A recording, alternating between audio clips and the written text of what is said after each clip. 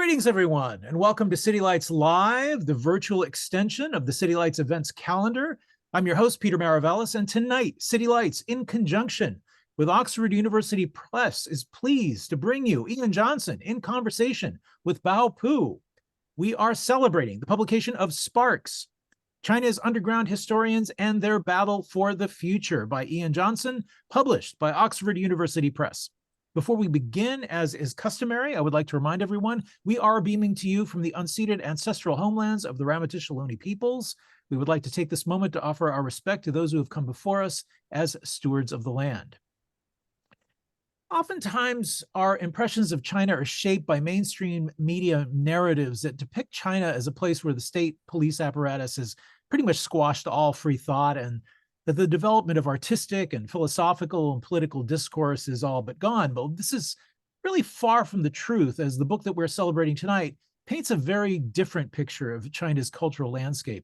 In recent years, a dynamic network of writers, artists, and filmmakers have begun challenging the state-led propaganda machine, overcoming crackdowns and censorship to forge a nationwide movement.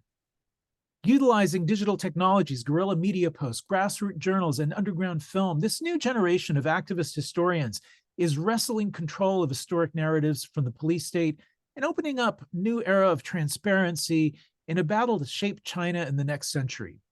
Ian Johnson has performed a great service in bringing to life this vital and dynamic battle. Ian Johnson is a Pulitzer Prize-winning writer who has spent 20 years in China writing for the New York Review of Books, the New York Times, the Wall Street Journal, as well as serving for 5 years on the editorial board of the Journal for Asian Studies. He is the author of 3 other books that focus on the intersection of politics and civil society, including The Souls of China, The Return of Religion After Mao, and Wild Grass, 3 Stories of Change in Modern China. He is the Senior Fellow of China at the Council on Foreign Relations. So we are also greatly honored to have with us tonight Bao Pu. He is a political commentator and veteran human rights activist. He is the publisher and editor of the New Century Press in Hong Kong. He is one of the most knowledgeable analysts in this area of New Uprising, and City Lights is really greatly honored to have him gracing our halls tonight with Ian Johnson. Please join us now in offering a warm welcome to Ian Johnson in conversation with Bao Pu. City Lights welcomes you both. Thank you. Yeah. Thanks for having us, Peter. This is great. I think it's such a fitting venue that a bookstore that's known for over the decades for presenting counter histories and different narratives is that we're in this space talking about a similar topic, but in China. So. Yeah, we're really happy to be here, and I'm really happy to be in conversation with Bao Pu, who I've known for about a decade or so. I mean, just a funny anecdote about that. When I went back to China in the late 2000s, I started a Q&A series for the New York Review of Books, which is still on their website, called Talking About China. And one of the first people I interviewed was Bao Pu's father, and then later I interviewed Bao Pu because they've both done such remarkable work, and Bao Pu is of course one of the leading, or I would argue the leading independent publisher in the of especially politically oriented books in the Sinophone world, and is still working at it today. So I don't know, Bao Pu, we're going to do this as kind of a fireside chat where we'll be talking back and forth without too many monologues, hopefully, and then open the floor up to questions afterwards. So, yeah, Bao Pu, what do you? Yes, I guess let's start it. Since you wrote the book, and I should ask the first question. I mean, how about that? Okay, I'm ready. All right. So, my first question would be about your subtitle when you mentioned the term underground. Underground, sounds like people running some kind of a printing press in the basement without window, that sort of thing. So I'm sure that the reality is a little bit different from that image. So can you actually tell us a little bit about the actual context that what you meant by the term underground. Underground. Yeah, well, I was trying to think of a word in English that captured a Chinese term called minjian, or which is sometimes translated as popular or folk or unofficial. That might be another way of looking at it. I'm trying to capture to talk about people who are, and I didn't want to use the word dissidents necessarily because I think that has a different connotation. So I was trying to find a term that would refer to this group of people that I'm writing about, who some of whom have one foot inside the system and one foot outside the system, who are, though, challenging the CCP, the Chinese Communist Party, which has this monopoly on history. And I guess that's a premise that's maybe worth explaining just briefly for people who are not familiar with the book.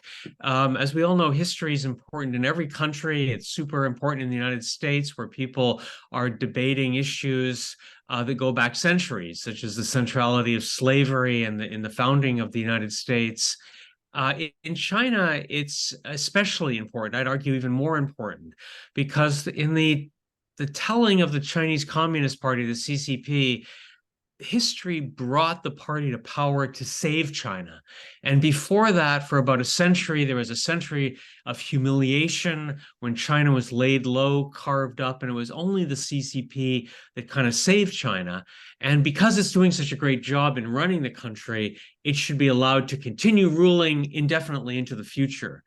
Of course, this means that you have to whitewash a lot of the past 75 years or more of history.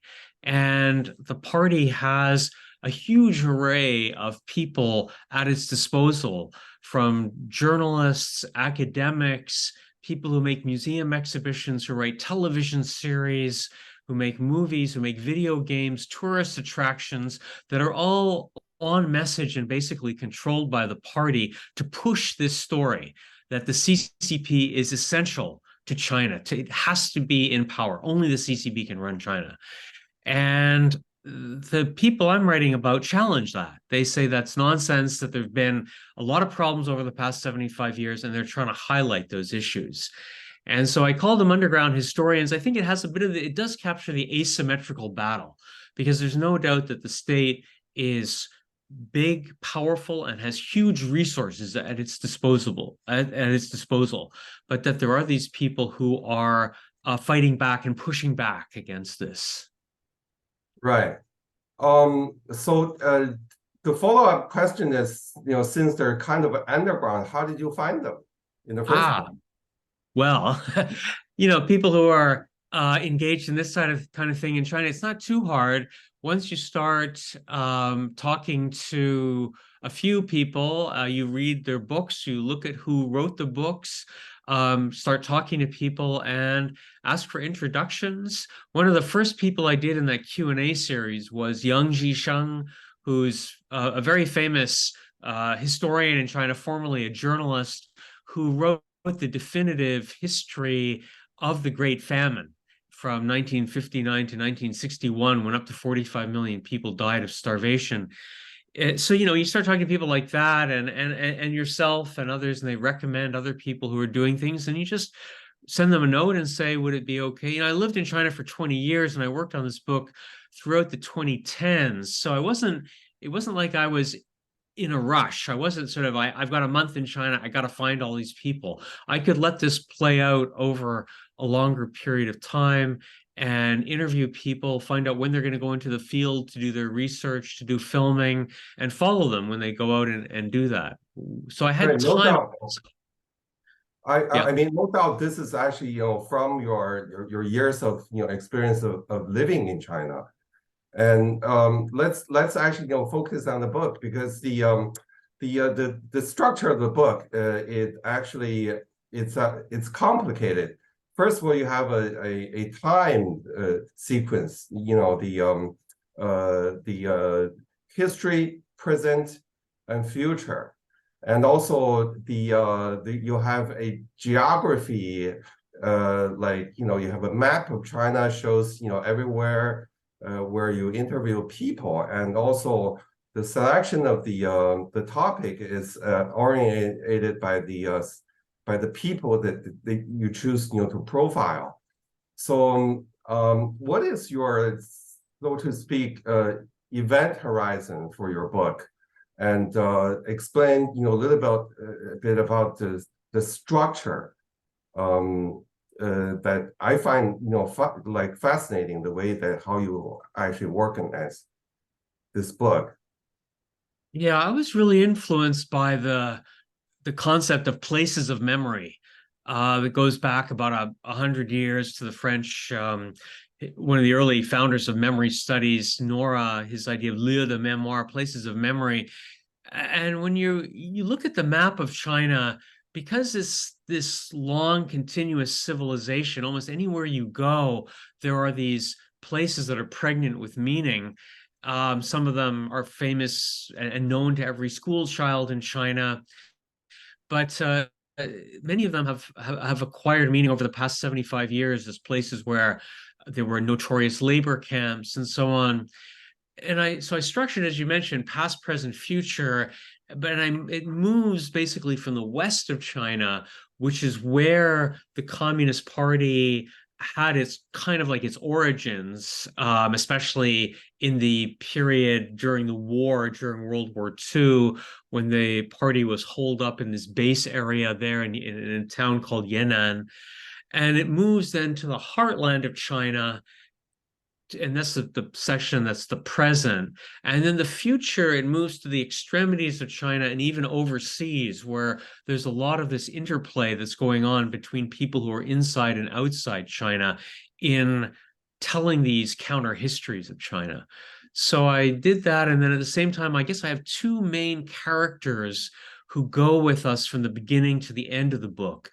One is the feminist scholar and documentary filmmaker Ai Xiaoming, and the other is the independent journalist Jiang Xue, and her story about her family and then her work.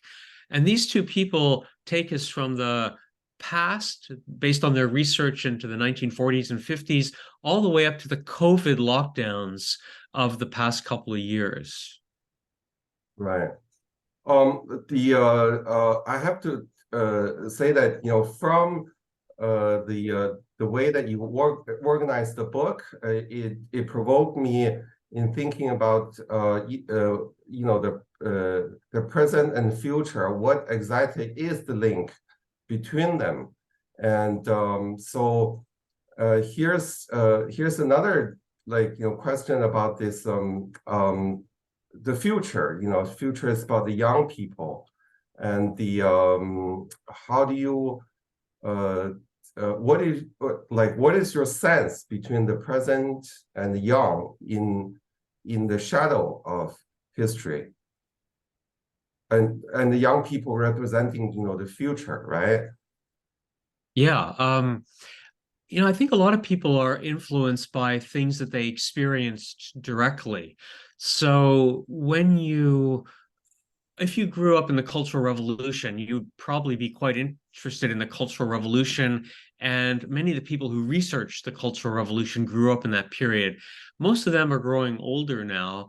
And we've got a younger generation, and maybe people who are middle-aged might have experienced Tiananmen, the massacre there, and such as yourself. And so that became a decisive moment in their life. And that was something then that maybe they really dug into and researched. The interesting thing about young people is pretty much, and I'd like to hear your view also, is anybody under 40 hasn't experienced a huge crisis. If you were, you think Tiananmen was 34 years ago. So maybe if you're 40 years old, you probably don't have any kind of memory of Tiananmen unless you were right in Beijing or something like that as a very young kid. So for the young people now, what they're experiencing now with the COVID lockdowns, the slowing economy, and so on, that's probably the first significant crisis, or I wouldn't say it's a crisis, but problem challenge that they've faced. And I think it's inspired a lot of young people to do some interesting work on COVID, independent journalists, citizen journalists who went to Wuhan in 2020 and tried to film and write things about it. So I do think that that young people are still interested in it, because we can't assume that it would be a big mistake to think that all history is something last century. It can be something just from a year or two ago as well.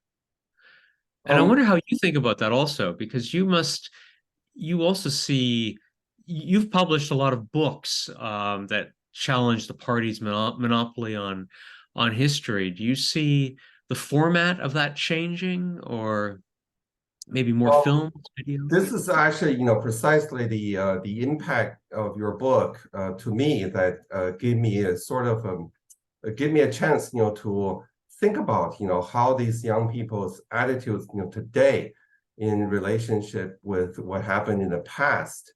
And so the way that you structure the book actually provoked that kind of a question. So from reading the book, I have the sense that, these young people today, they are, it's true that they're not interested in sometimes, the topic that elder generation is talking about. But the point is, they're not interested in the Communist Party's counter, the narrative the Communist Party is feeding to them either. So I think this is quite normal in all circumstances, because young people are living a life, living a circumstances that's different from their previous generations. So it's only natural, since in China, here's like everybody knows, there are topics that nobody can talk about, through any media. So they don't talk about it, and they're not interested either. But so what's important is that when they actually need that historical information, they will go find it. And one thing that's always true in terms of future is the future generation are capable of a rational thinking. So when they actually go back, to look what happened in the past when they need it, they will find a competing version of the same event. And so they will find, the narrative that actually only existed in the propaganda realm is highly improbable. So they will find it, they will actually, make their own determination what to trust. So you mean they'll find both versions? They'll find the propaganda version, but they'll also they will find the version that most, convincing to them, according to their rational mind. So I guess, it doesn't matter that they're not interested in a specific topic, and I think in their life, they will go back to look into the history when they need it. So we actually shouldn't even worry about it, and it is inevitable that they will have a different focus of interest.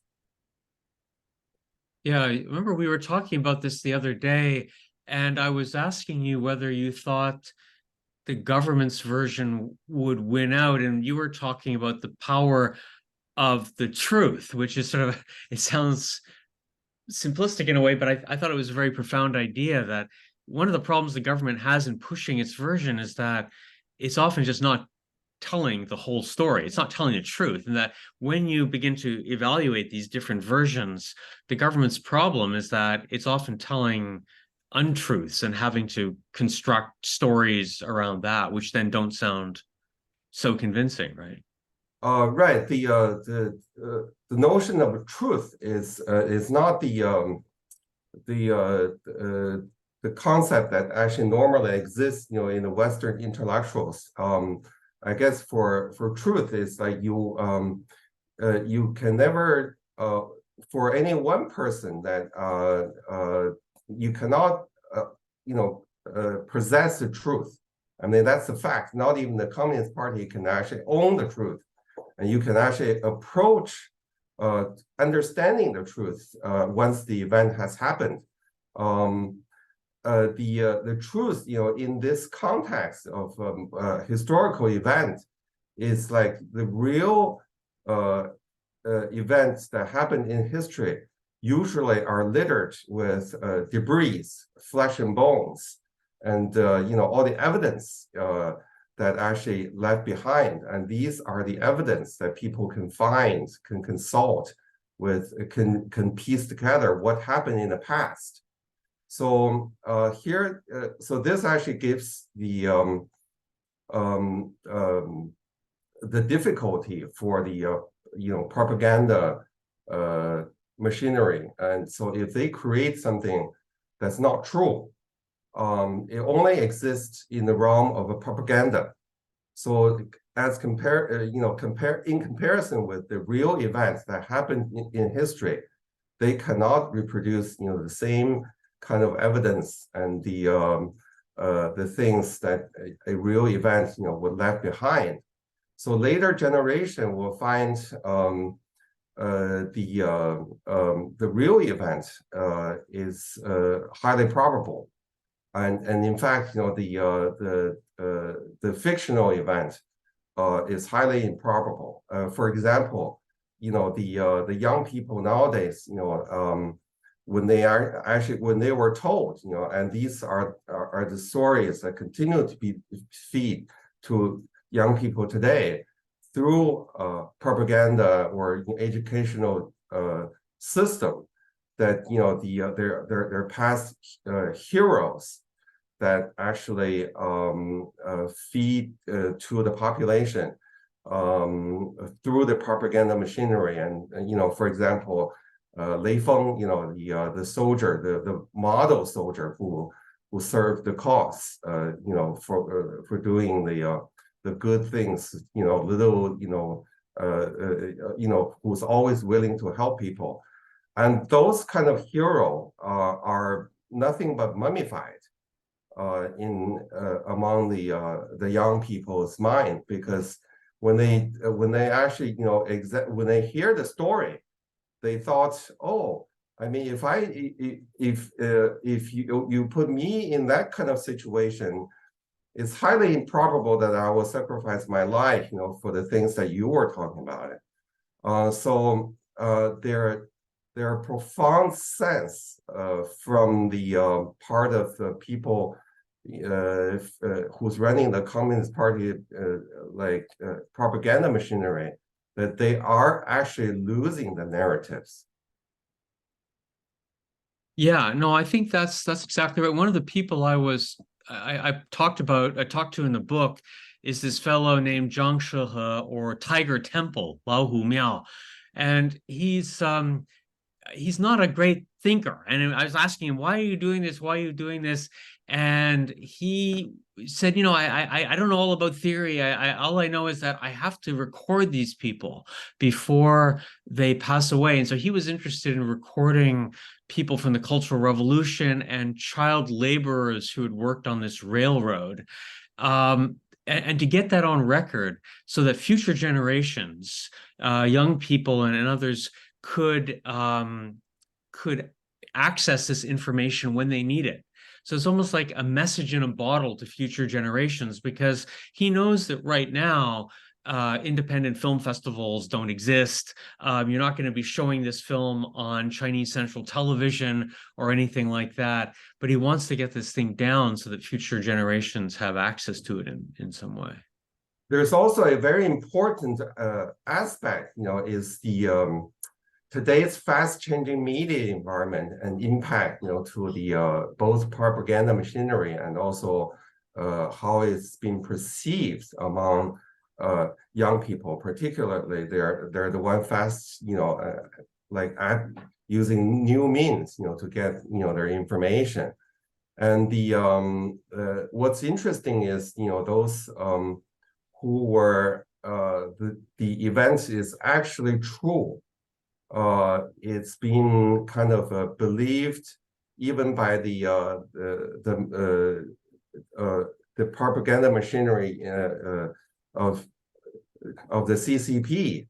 Even if it's untrue, they're not winning, in the in letting people believe, that what happened, I can think about one example is that, there's the most kind of popular song during Cultural Revolution is the People's Liberation Army song, which actually, everyone in China heard it. It's called three rules of a discipline and 8 points of attention. And these songs was in the 80s, like everybody, could, hear it almost on a daily basis. And now it disappeared. It turned out, the rumor that appears, through this online channel, that there's a new Communist Party PLA lyrics, but the melody is originally from German, and the rumor goes that it was a army marching song that actually composed during the Kaiser William period. So a lot of people believing in that, so that the Communist Party make the song basically disappeared, among, like presently. As late as the 1984 Los Angeles game, the song was played to represent both the Chinese mainland team and Taiwan.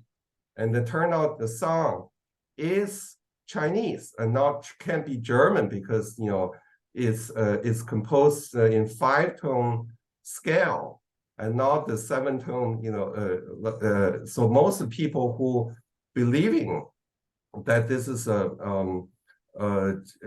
German song, obviously they don't know the differences. So and also so even something that's not true that's spreading so quickly, and the party propaganda machinery have no control over the outcome. So that shows the impact of the new media towards this narrative, historical narrative. So I noticed in your book that there are a lot of, like Ai Xiaoming and Hu Jie and all these people are using not conventional like writing, but they're using new medias. So can you talk about a little bit about the new media, in to the like how you select these people that using the new media? Yeah, I mean, I think obviously there have been people who've been writing counter histories for centuries in China, and certainly for a very long time in the history of the People's Republic of China. There were many people who did this decades and decades ago. But I think the movement that I'm describing really took off in the late 90s and 2000s with two digital technologies that we take for granted nowadays, which are almost ludicrously simple. One is PDFs. Because PDF allows you to self-publish, and it allows people to rediscover books that are out of print or which are banned and to share them with each other. And it also allows you to take things, and the title of my book, Sparks, comes from one example of this. For example, this was a magazine that was founded in 1960 during the height of the Great Famine by students. And pretty soon after the magazine was founded, all the students were arrested, thrown in jail. 3 of them were shot. The magazine was confiscated and nobody would have heard anything about it, except in the 1980s, some people were able to get some copies of the magazine, and it then just sat around in their apartment until the late 90s, when you have PDFs. And then people say, wait, we can make PDFs, we can scan this, and we can recreate this magazine Spark. And the whole story of the students, there's a love story involved in it as well, between this couple that was at the heart of the magazine. The police state, the bureaucratic state kept all of this, including the love letters between the couple, and all of this stuff got collated into PDF, like a 500-page PDF that people began to share with each other. And so this became an inspiration for this counter history movement, and it's just one example of many such publications. And so there's one is the PDF, which again is so simple, and the other are digital cameras. You mentioned Ai Xiaoming and Hu Jie.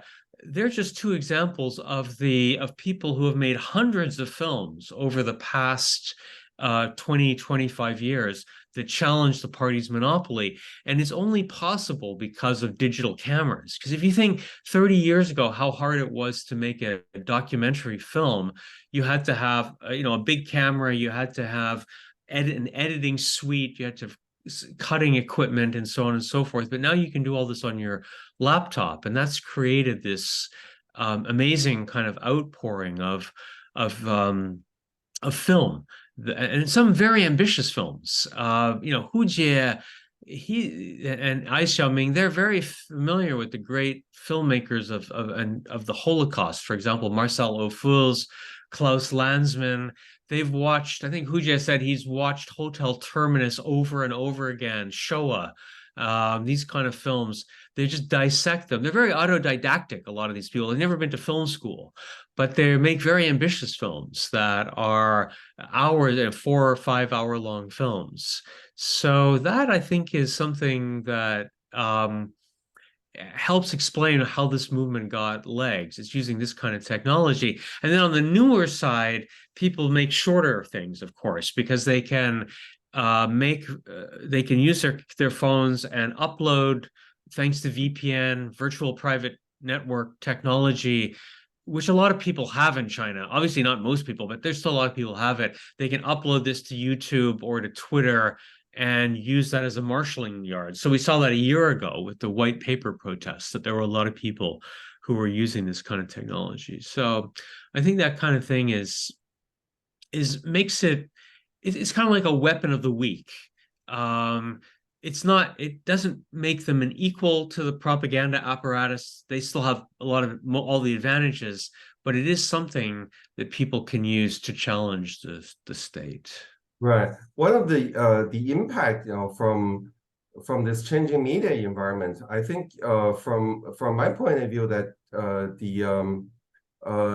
I see there's a trend of the people who obviously they tested the new media, electronic media in particular, that it's not very it's difficult to preserve information for a long time, and certain information disappears very, very quickly.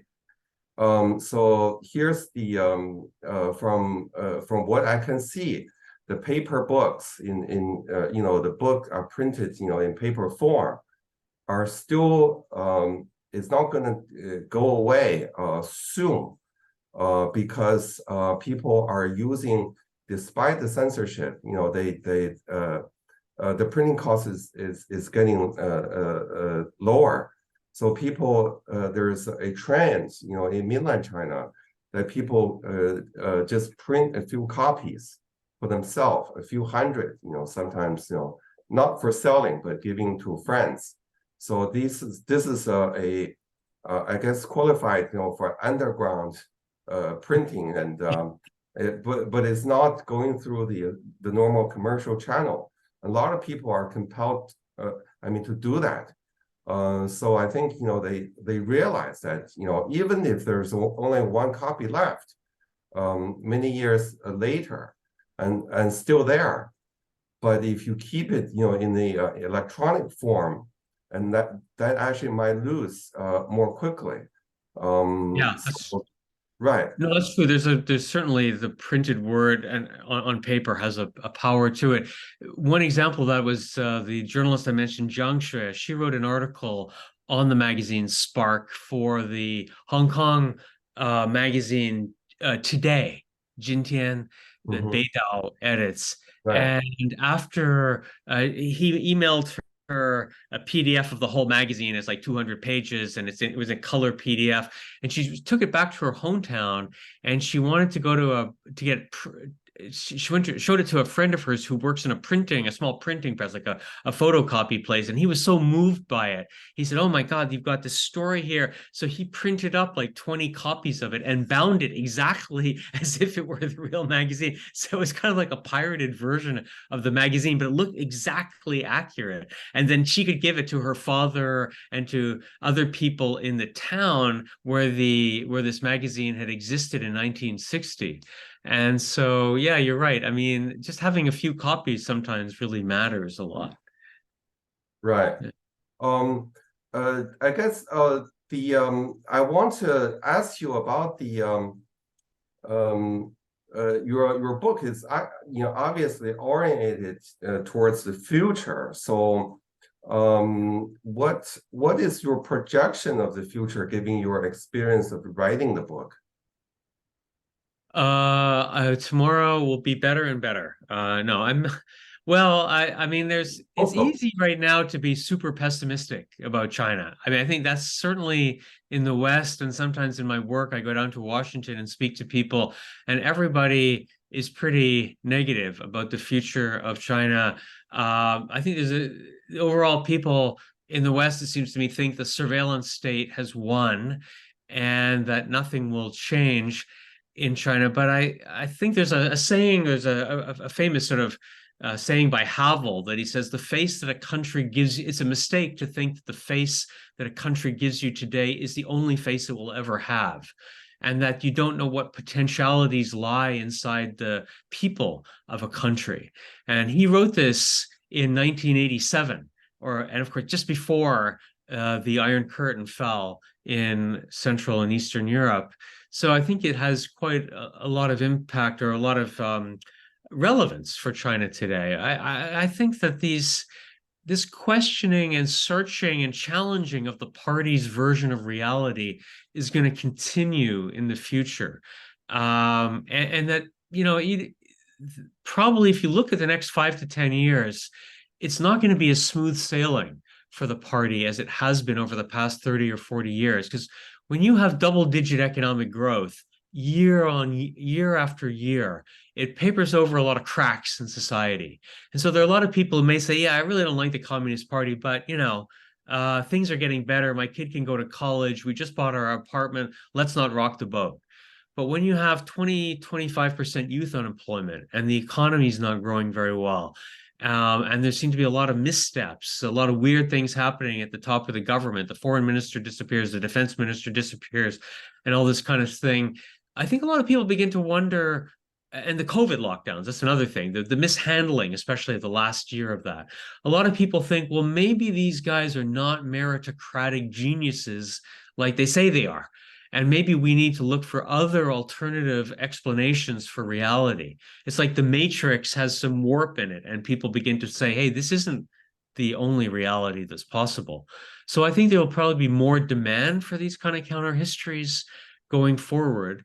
And what happens in the future is hard to tell. One day Xi Jinping's going to die, and it's impossible to tell how he'll be replaced. It could be worse, but it could also be that the party feels that the Xi Jinping experiment didn't work very well, especially if the economy continues to slow down and all of these entanglements overseas that the party's gotten involved in, China's gotten involved in, and they may replace him with somebody more moderate.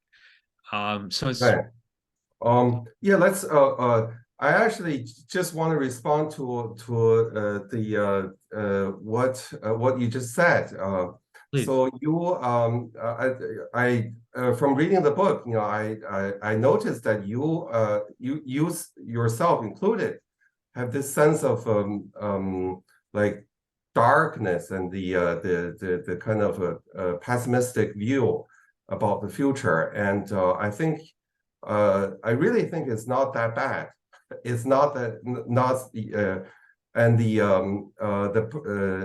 I mean the propaganda they can their ever increasing control of the media.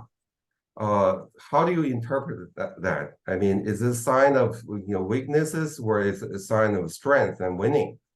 So I would interpret it as a sign of weaknesses, because Yeah, me too. No, I agree. I think it's a sign. So the Communist Party are like they have all the hard power, but quite frankly, the hard power does not include the ability to change what people believes. So they have a profound sense, again, they're losing the historical narratives, and therefore they probably will lose to the prospect, of the future as well. I mean, yeah, hard power doesn't change what people believes, and I think this really the ever increasing of tight control of the media shows they know more than us how much they can control, how much they cannot control. Yeah, I know. I couldn't agree with you more. I think that this effort, you can see since taking power for Xi Jinping, he's had an obsession with controlling or reasserting, trying to reassert control over the historical narrative. I mean, he made his first public appearance in 2012 at the National Museum. The next year in 2013, he had the policy that sort of outlawed criticism of the Mao era, the Liang Ding. And in 2016, he closed down the leading alternative history journal in China, China Through the Ages, Yanhuang Chunqiu, that his own father had been a supporter of. And then he rewrites this he has this big resolution on party history in 2021, which forms a kind of guideline for how everybody should think about the history of the past 75 years. So this has been one of his obsessions, and I think he's actually said this in speeches that he's very concerned about what happened to the Soviet Union. I think the Deng Xiaoping era, people looked at the collapse of the Soviet Union and they thought it's due to economic reasons, that they didn't have enough consumer goods, that things were bad. So Deng turns around after 1990 and pushes economic reforms again.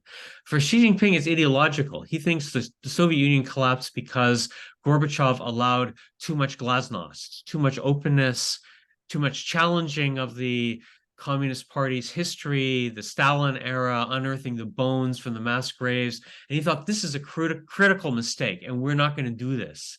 And I think he's been running scared of this counter history movement kind of for the past 10 years. So I do think it's a sign of weakness. At least it's a recognition that this movement exists and is important. There's one example that actually exactly on the opposite of a counter history is the I mean, remember there's a few days, the front page of People's Daily, which is Communist Party's official paper, a main Communist Party's paper, in Mao's era had a huge impact. If Mao even appear once in one story, there would be like basically, impacting the whole country, all people in China immediately. And here you have, today Xi appears in every article on the front page, like 14 or 20 times, even he occupied the whole page. And there's actually nobody even noticed except a handful of foreign journalists in Beijing. So the fact that is nobody actually reads People's Daily in China, and it doesn't really matter to most people's life, in China. At least they got a sense of that. So this is actually one example of showing that they are actually losing it. Even though their propaganda machine is actually have increasing hard power. And they have the widest distribution probably you can dream of for any media in any country, but they're not changing. What they cannot change is what people choose to believe. Yeah, that's the conundrum that they face, I think. But yeah, it is amazing to look at the resources being thrown into it. You can see when you look at state media, they've always got the latest cameras, the latest video equipment, like the most expensive stuff, the top of the line lenses and stuff like that. It's just kind of amazing how much money they blow on all this stuff and these enormous blockbuster films that cost tens of millions of dollars to make. They're kind of that shows that they're, and one of the things also I think that people underestimated is there's kind of this idea, I think, among many people that China is filled with closed circuit television cameras, which is true. There are a lot of cameras everywhere. And that there's some like AI brain behind everything that can evaluate everything. But when you actually look at the situation on the ground, it's a lot of people who are involved, and it's very expensive. I mentioned I have these little vignettes between the chapters to kind of break up the book a little bit. And I have a vignette on this guy Tielio, who used to have that counter history journal. He now lives on the outskirts of Chengdu and runs a little coffee house. And he estimates that there are 6 to 8 police officers who have to follow him regularly. They're in shifts, but one guy will work for 8 hours, and they're always work in pairs because they're afraid of basically fraternizing with the enemy. So they're outside his door and following him around. It's a huge burden for the local government because it's the local government that has to pay for this. And I think that this it's not just a sign of weakness, but it's also a crippling for the budget of the country that they have to spend so much money on internal security. And it reminds me a bit of East Germany, which I visited before the wall fell. And, the Stasi at one point, I think the Stasi, 1 in 15 people were informers for the Stasi or in some way had a connection. And again, there was this huge bureaucracy and this huge outlay of money. And China is a rich country and it's got a vibrant economy, but they still have a lot of needs and problems that they could better spend the money on than following all these people. Right.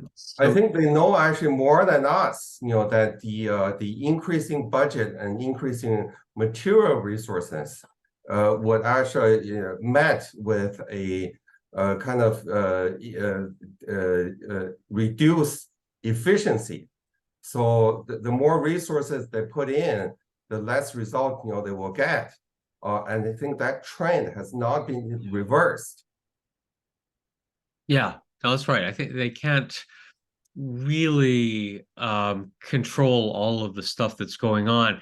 I mean, I suppose at some point in the future, AI could provide ways of doing this, but I think for now, it still requires boots on the ground or whatever you want to look at it, and that's becomes a huge burden for Right. the So there's also a question to the political science, these days. If a AI-driven total control of all channels for political change, is it possible, to create a perpetual authoritarian state? And so no one has the answer. So we'll see in the future. But in my gut feeling that is impossible. But I'm just speculating from reading your book and from watching what actual happens given the increasing security measure that put in place in China. So people always come up a new way to counter what they have met. So I think that's always going to be a fact. Things will change beyond what we can imagine. Yeah. I wonder if this is a good time to open it up for I see Peter said maybe it is a good So the questions have begun to come in. Olga asks, what is the quote unquote Chinese history in the present school curriculum that is taught in China's education system? And what and whose writings are the children students reading? Want to Yeah. answer Bao Pu, or should I?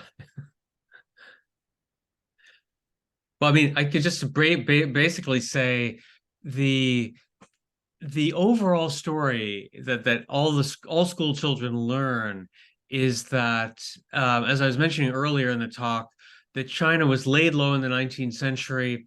There were well-meaning patriots who tried to save China, but they all failed until 1949, when the party took control of the country and set it on the path to superpowerdom. So that's the basic line that people get in the textbooks. The textbooks are, of course, all written by the party. There are commissions and committees of people who pore over the exact wording of things, but that's the overall message that people get. Right. I guess the textbook are entirely controlled, by the Communist Party, and has a fast changing, their own problem. They have their own problem is they have to, according to the current agenda, to revise the educational textbook, and they have a lot of problem with that. As tightly controlled of this historical narrative, the Communist Party, the most difficult, for the party is write the history of about themselves. So there's only apparently there's only one or two official version of the party history, and once it's published, things on the ground, the situation, moves on. So they have to revise. Usually the textbook are turning into a jokes because they're written by people who couldn't grasp what exactly, the propaganda, ministry want. So you have right now, you have a degrading quality of all textbooks, and the parents are angry, and hence the continued wave of sending their kids abroad. The reason that United States got so many young Chinese who can afford high school to go into get their education is sent by their parents, who probably hated the textbook that the kids are reading. Yeah, that's something I really noticed, is the number of people coming over to the United States and other countries as well, young Chinese people for high school. I mean, that's really picked up in the past 10 years or so. Right, the parents are worried about what kids are learning from the text. When they see so on Twitter, you see all these people posting the clips of their kids' textbook, and usually it's a laughing joke, it's a laughing matter. I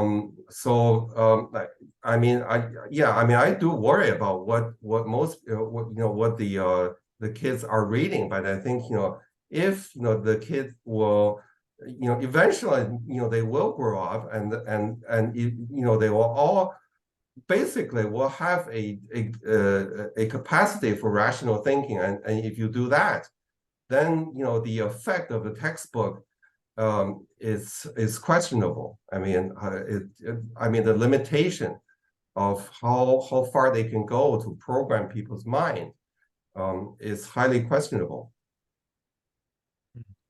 Olga also comments on what you've been saying. The quote unquote paranoid inner security unquote of the CCP speaks to how the Chinese think independently despite the state's propaganda. And yeah, then, that was something one of the reasons in a way for writing this book was to counter the idea that all Chinese were brainwashed or whatever, that independent thought still lives in China. It has a harder time now for sure, but it's not true that that everyone thinks the same way, or that everyone's just nationalistic. I think sometimes, especially nowadays we don't send people over to China as much anymore. The number of US students in China is shockingly low. And when you look at things from afar, you get a really warped view. And sometimes I think that people are the people who are paying the most attention to the party's newspaper, like Bao Pu is saying, People's Daily, are almost like foreigners. They see Xi Jinping doing everything, and they think that's true. They think that's reality. That's just what the party wants to represent, but it's not like that is the way it is. It's not all Xi Jinping all the time. It is a hard time now. I'm not trying to, gloss over the difficulties nowadays, but there's still plenty of people who think independently in China. So it looks to me that the changing circumstances, overall social circumstances are posing more challenges to the party than each individual. Because we are living in the information age. So if you're smart about it, you can find just about any information you want it. Even if you're living inside of the firewall, I mean the Great Firewall. So I think it's the changing social circumstances that's the party cannot control, and I think we really shouldn't worry about the impact of this so-called brainwashing process. You cannot wash brains. In fact. Yeah. So we have a few more here. How are the underground historians reaching readers? Without tapping into official channels, how wide can their reach be? So I guess what I'm trying to illustrate with the example of the PLA marching song is that even the party cannot control their information getting to the people. So obviously, people getting information from all sides of all sorts of channel, and the availability of electronic media in China is not like you cannot send any information. Of course, there are increasing censorship, but people could actually reframe the same message using different ways. So the message eventually reach people through the current electronic media, and there's no secret that like for example in the form of a joke, and what the official focus often immediately turn into a joke. So joke actually in the form of circulating. So yes, as Ian said, it keep the propaganda, the censorship super busy, and so they're using all kind of technology to filter it. But that's impossible. You have to follow. You have to learn what people are talking about before people have already talked about it. So it's kind of a cat and mouse game, and people are playing. And this is always going to be I mean the scene that you're chasing a target that you're from the censorship point of view, you're chasing a target that actually disappeared in front of your eyes, and there's something else pop up. So Catherine from Singapore says, for Xi, within the party machinery, who has the ability to have some influence over him, and what would be another act of significance that will pile on to shore up the indications for e.g. the resignation of the defense and foreign ministers, that within the party there are fissures? Well, venture and sort of that. I think one of the problems that she has now is, after the last big party Congress a year ago, all the people of his age, his peers, have now retired, and he's the oldest guy in the room by far. And I guess most of the people in the room with him they owe their existence, they owe their promotion to him. And so I think you have a problem there of not having many people who can speak to him as an equal. That's probably then you get the risk of being surrounded just by yes men. And that's, I think, a real risk. This is probably would account for the COVID policy for the last year of the COVID policy, when it was no longer really effective anymore, and they just blindly clung to it. It's because it was closely identified with Xi, I think. And so, sometimes when you wonder about things like, somebody asked also about Taiwan, rationally, China would be crazy right now. I think most people would agree to invade Taiwan. It would be a hugely risky gamble and probably fail.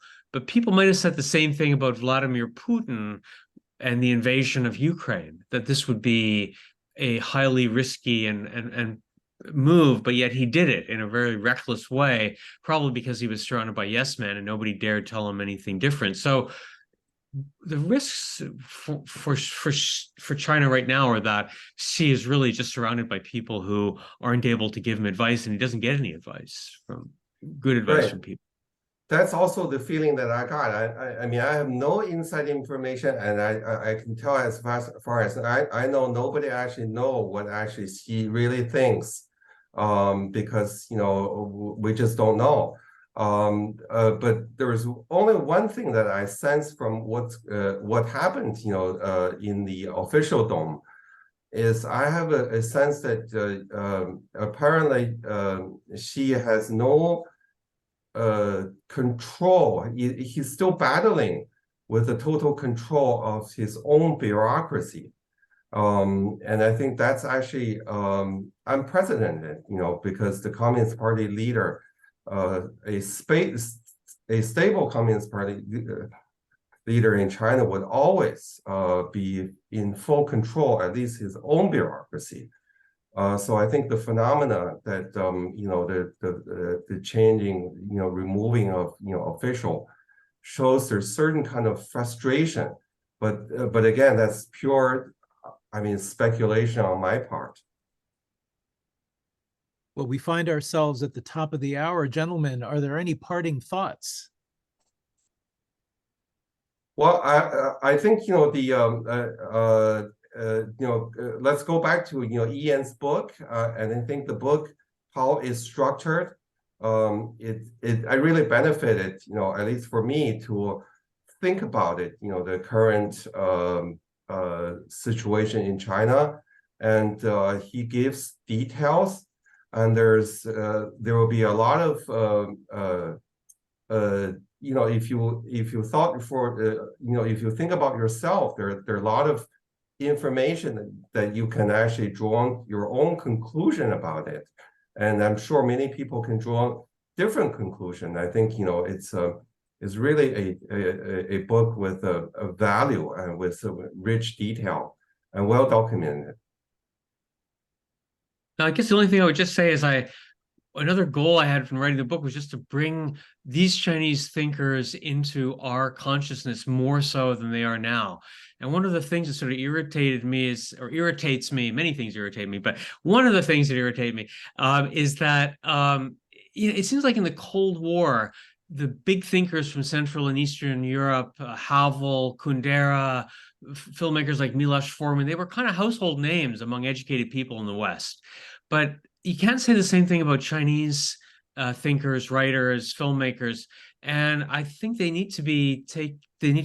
So my goal was to sort of introduce them and to show that they should be part of our intellectual world. They're not doing things off on planet Mars, on planet China, that doesn't have anything to do with this. They're part of our intellectual world, and some of the things that like novelists do from China, like Fang Fang.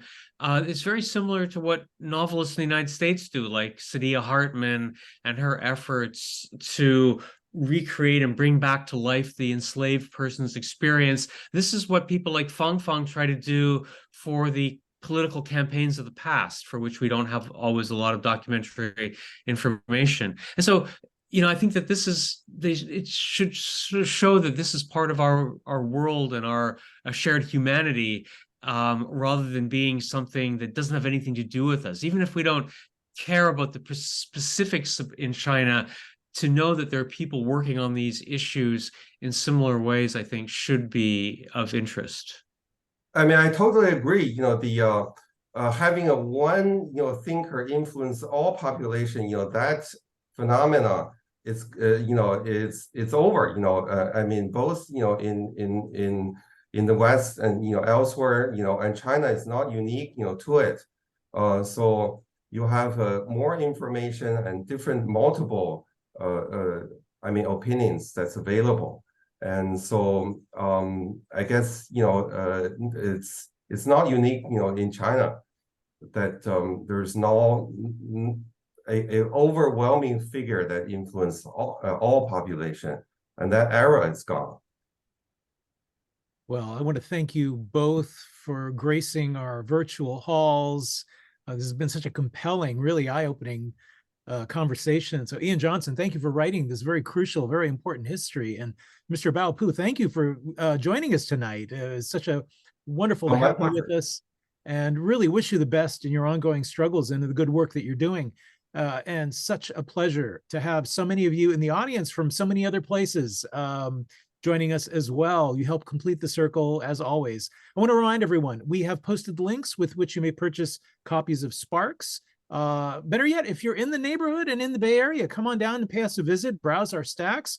We are located in San Francisco's historic North Beach district. We are open 7 days a week from 10 a.m. to 10 p.m. We are slowly coming back to our pre-pandemic hours. Tonight's program has been made possible by support from the City Lights Foundation, continuing the legacy of our founder, the late Lawrence Ferlinghetti, through public events like this one, our publishing program, and educational outreach, all dedicated to sustaining a vibrant community of readers, writers, and independent thinkers. So take care, everyone. We hope to see you all again soon.